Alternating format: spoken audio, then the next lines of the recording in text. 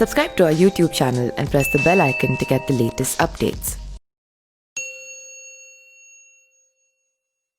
Supreme court ने उस समय जनहित याचिका पर सुनवाई से इनकार किया जिसमें बिहार विधानसभा चुनाव को तब तक स्थगित करने का अनुरोध किया गया था जब तक कि राज्य कोरोना वायरस संक्रमण मुक्त घोषित नहीं हो जाता।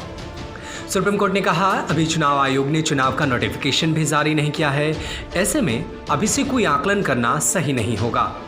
सुप्रीम कोर्ट में एक जनहित याचिका दाखिल कर मांग की गई थी कि कोरोना के मद्देनजर चुनाव टाल दिया जाए।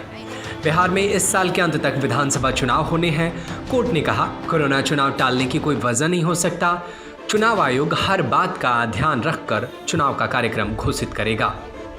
इस समय पहले कोविड-19 महामारी के मद्देनजर कुछ राजनीतिक दलों द्वारा चुनाव को टालने की मांग के बीच निर्वाचन आयोग के उच्च पदस्थ सूत्रों ने रविवार को बताया था कि बिहार में विधानसभा चुनाव समय पर होगा।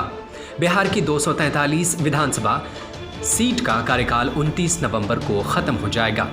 ऐसे संकेत हैं कि अक्टूबर या नवंबर के बीच किसी समय चुनाव हो सकते हैं।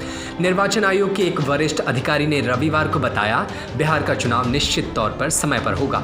राज्य की प्रमुख विपक्षी पार्टी राष्ट्रीय जनता दल ने महामारी के समय चुनाव कराने के औचित्य पर सवाल उठाया है। राज्य के घटक दल लोक जनशक्ति पार्टी ने महामारी के मद्देनजर चुनाव टालने के अनुरोध किया है। रांकपा और नेशनल पीपल्स पार्टी जैसे कुछ अन्य दलों ने भी चुनाव टालने की मांग की है। महामारी के दौरान बिहार विधानसभा का चुनाव और कुछ अन्य उपचुनाव को लेकर चुनाव आयोग द्वारा मांगे गए सुझाव पर राजनीतिक दलों ने हाल में अपना जवाब दिया था। पिछले सप्ताह आयोग ने महामारी के दौरान चुनाव और उपचुनाव कराने के संबंध में विस्तृत दिशा निर्देश को सामने रखा था। चुनाव आयोग द्वारा जारी दिशा निर्देश के मुताबिक मतदाताओं को मतदान के दौरान ग्लव्स दिए जाएंगे। पृथकवास में रहने वाले कोविड-19 के मरीजों को मतदान के दिन अंतिम समय में मतदान करने की अनुमति दी जाएगी।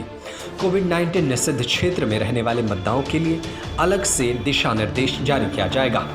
मतदान केंद्र के प्रवेश द्वार पर थर्मल स्कैनर से जाँच की जाएगी।